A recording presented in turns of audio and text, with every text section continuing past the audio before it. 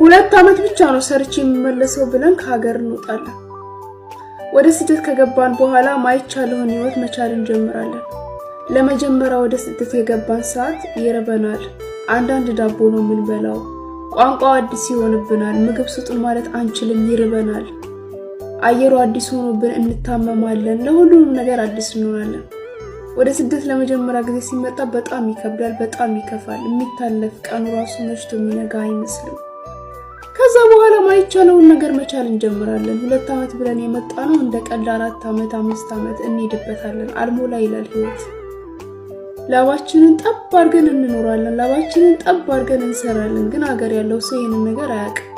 ምክንያቱም አዳምሽ በፊልተር ፊቱን ሸፍኖ ህመሙን ደብቆ ፎቶ ስለሚልክ ደህና ናት ብሎ ነው ሰው የሚያስበው እንጂ እሷ ታማለች፣ ደክሟታል። ግን በቃ ታስመስላለች።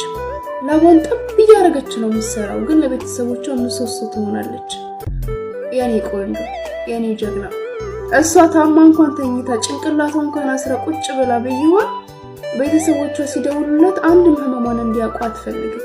አንድም ማለት ነው። ደህና ነኝ በቃ እኔ እኮ ደህና ነኝ